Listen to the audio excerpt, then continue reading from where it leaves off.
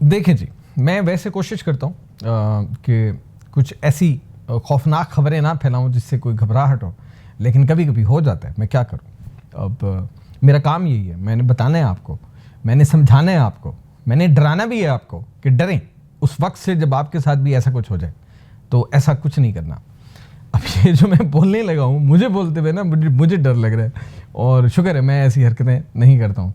Mobile پر بیوی کا نام، وہ جو موبائل پہ لکھا ہوتا ہے نا، کہیں جانو، کہیں یہ اور اس طرح کی نام، موبائل پر بیوی کا نام، یار کیسے بولوں، مجھ سے بولا بھی نہیں جا رہا۔ اچھا میں کوشش کرتا ہوں۔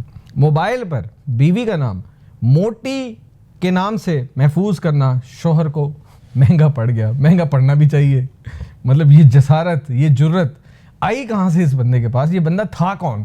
یہ کہاں سے آیا تھا؟ یہ اس کے اوپر میں آپ کو تھوڑی سی آج ایک خبر بتاتا ہوں۔ پہلے میں نے سوچا کروں، پھر میں نے سوچا نہیں رہنے دو، پھر میں نے کہا نہیں، یہ آگاہی مہم ہے، اس کو ہم آگاہی کے طور پہ پیش کرتے ہیں۔ شوہر کا اپنی سابقہ بیوی کا نمبر فون ڈائریکٹری میں موٹی کے نام سے محفوظ کرنا اس کے لیے وبال جان بن گیا۔ اس حوالے سے بتایا جاتا ہے کہ ایک ترک عدالت نے ایک شخص کو اپنی سابقہ بیوی کو مادی اور اخلاقی نقصان کے ازالے کے طور پر معاوضہ ادا کرنے کا حکم اس وجہ سے دیا کیونکہ اس نے اپنی بیوی کا فون نمبر اپنے فون کانٹیکٹ لسٹ میں موٹی، مطلب بھائی موٹی ہے تو لکھو گے کیسے؟ اور لکھ لو گے کہ تو کس منہ سے لکھ رہے ہو یار؟ اور ہمارے لیے مصیبت بنا رہے ہو، ہم کہاں جائیں گے؟ کیا لکھیں گے؟ اب تو تمیز سے نام لکھنا پڑے گا۔ خیر، میاں بیوی اکثر ایک دوسرے کے لیے پیار بھرے نام لکھتے ہیں، جانو، مانو، ٹانو، اس طرح کی چیزیں ہوتی ہیں موبائل فون میں، جن میں کچھ نام زیادہ پیارے ہوتے ہیں تو کچھ کم، لیکن شاذ و نادر ہی ایسا ہوتا ہے کہ ان ناموں کی وجہ سے طلاق ہو جائے۔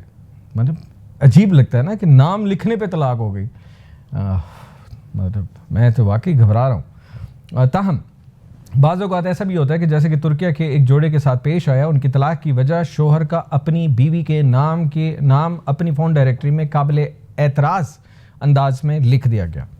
ترک عدالت نے فیصلہ دیا کہ شوہر کی جانب سے بیوی کا نام فون میں موٹی کے طور پر محفوظ کرنا توہین آمیز ہے، بدتمیزی ہے یہ، اور خاتون کو اس پر ہرجانہ ملنا چاہیے۔